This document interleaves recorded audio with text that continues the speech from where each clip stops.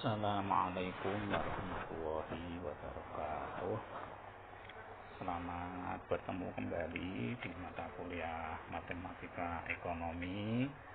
Silakan dibuka di bukunya Dumairi halaman 125 tentang hubungan nonlinier. Jadi hubungan nonlinier itu apa sih? Jadi suatu hubungan di mana dalam sehari-hari variabelnya itu tidak lurus. Ini berbeda dengan fungsi linier. Linier itu kan fungsi yang lurus-lurus ya. Sama halnya hidup, tidak selalu linier ya. Kadang juga non-linier ya. Nah, ada yang naik, kadang turun, ada yang sedih, ada yang gembira, ada siang, ada malam, itu non-linier. Seperti halnya kita bicara teori permintaan misalnya. Ketika harga naik, permintaan turun. Itu linier. Tapi kalau non-linier itu bisa ada harga naik, permintaan naik. Atau enggak harga naik, permintaan setengah naik sedikit. Nah, itu kan berarti non-linier. Sehingga hubungan non-linier ini untuk memprediksi, menghitung kejadian-kejadian di bidang ekonomi yang sifatnya fluktuatif. Nah, nanti ada yang bentuknya apa? Parabola, ada yang bentuknya apa? Kopik, ada yang bentuknya apa? Eksponensial, ada yang bentuknya fungsi kuadratik. Oke, langsung saja kita ke penerapan ekonomi ya. Ini kita ke penerapan fungsi permintaan dan penawaran. Sebentar ini, tak tutup pintunya dulu.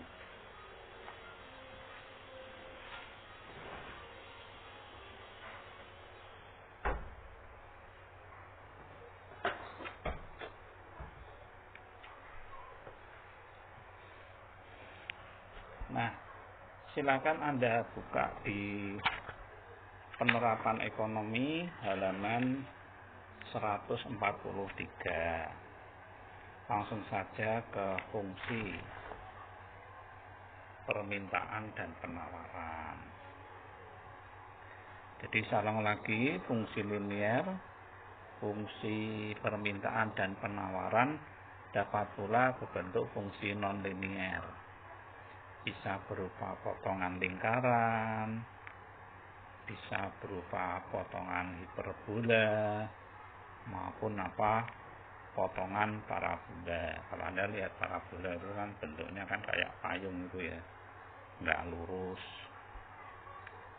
Nah, cara menganalisisnya, keseimbangan penawarannya itu sebetulnya sama halnya dengan kasus linier. Cuma bedakan apa? Ini ada kuadratnya.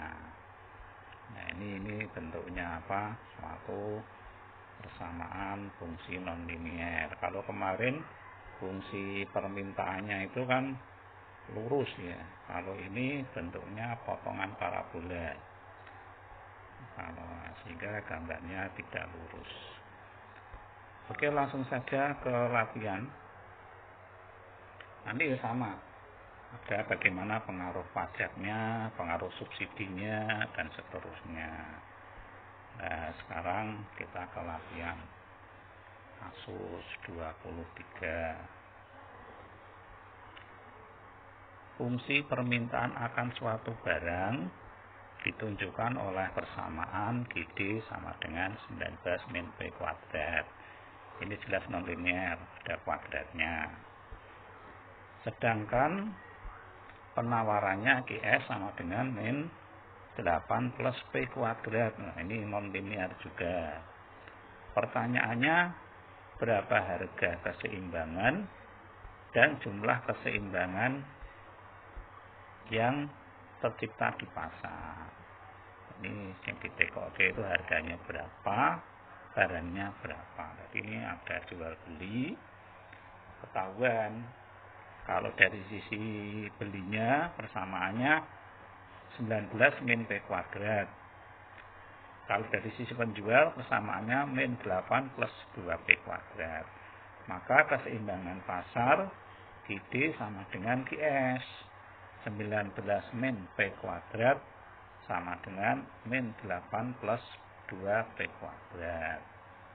Karena QD sama dengan QS. Nah ini kita mencari jumlah harganya dulu. Jadi kan tadi ada pembeli punya maksud 19 min P kuadrat. Penjual punya maksud min 8 plus 2P kuadrat. Pertanyaannya di antara penjual dan pembeli itu pengennya harga berapa yang cocok kan gitu kan. Maka min 19 min P kuadrat sama dengan min 8 plus 2P kuadrat. Sama dengan 27 sama dengan 3P kuadrat. Maka kok 27 ya ini karena min 8 pindah sebelah kiri. 19 tambah 8 kan 27. Kok dapat 3 dari mana? Nah ini min P pindah sebelah kanan. Sehingga kalau situ 2P plus 1P kuadrat. Sehingga 27 sama dengan 3P kuadrat. P kuadrat sama dengan 9, maka P sama dengan 3. P itu price harga. Nah di sini ketemu bahwa antara penjual dan pembeli itu sama-sama punya apa keinginan ketika harganya harganya 3 maka tercipta di pasar. Tapi belum selesai kondisi harga 3 itu pertanyaannya barangnya dapat berapa. Nah, maka boleh diambil salah satu QD sama dengan QS. Kalau QD-nya 19 min P kuadrat, boleh QD-nya, boleh QS-nya sama. Kita ambil QD-nya. Q sama dengan 19 min P kuadrat, sama dengan 19 min 32, sama dengan 10. Jadi, kondisi keseimbangan ketika harganya 3, jumlah barangnya 10.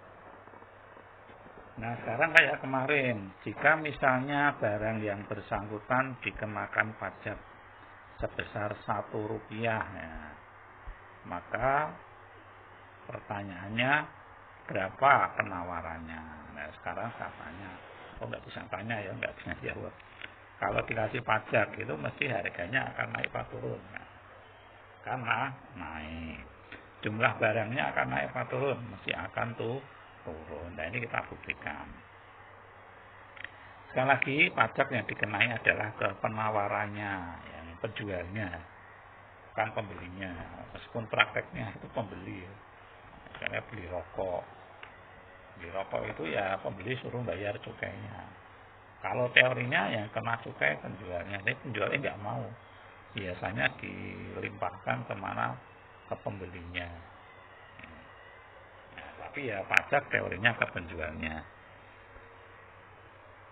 QS itu kan min 8 plus 2P. Nah ini. Maka karena pajaknya dikurangi 1, berarti kan P-nya dikurangi 1. Min 8 plus 2P min 1 kuadrat. Sama dengan min 8 plus 2P kuadrat min 2P plus 1. Sama dengan, nah ini karena sudah dikurangi lagi, min 6 min 4P ini, plus 2P kuadrat, maka di sini akan terjadi keseimbangan baru, yaitu sebesar berapa? Min 6 min 4P plus 2P kuadrat. Maka di sini keseimbangan pasar yang baru QD sama dengan QS. 19 min P kuadrat sama dengan min 6 min 4P plus 2P kuadrat.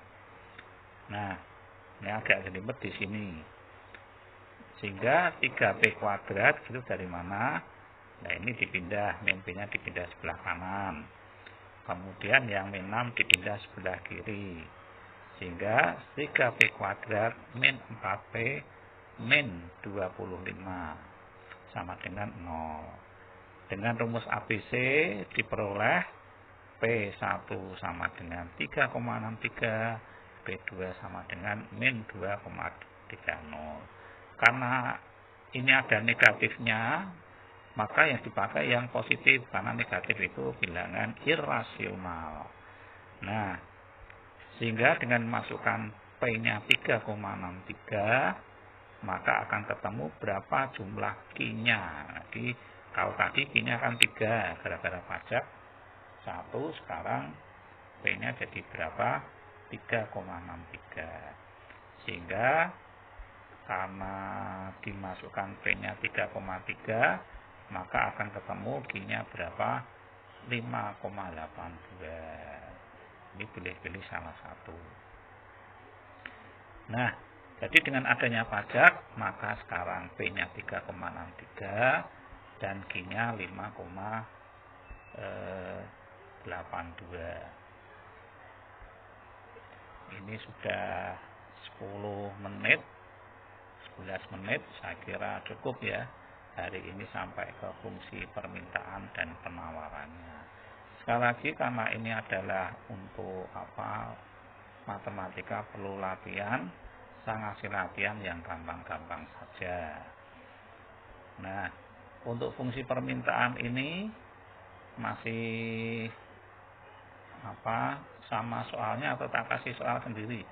Saya kasih soal sendiri lagi ya, nanti saya fotokan gitu ya, biar nanti ketemunya nggak koma-koma ini. Jadi itu saja dari saya. Nanti soal latihannya saya fotokan ke WA. Gitu saja dari saya. Saya mohon maaf kalau ada yang kurang berkenan. Sekali lagi ini demi kemudahan saja. Kalau lewat Google Meet, aku ya mahasiswa banyak menghilangkan pulsanya. Kedua, tidak bisa on time waktunya ya. Jadi kalau ini kan bisa dibuka sewaktu-waktu. Itu aja dari saya. Terima kasih. Mari kita tutup dengan bacaan hamdalah. Alhamdulillahirabbil alamin. Terima kasih. Assalamualaikum warahmatullahi wabarakatuh.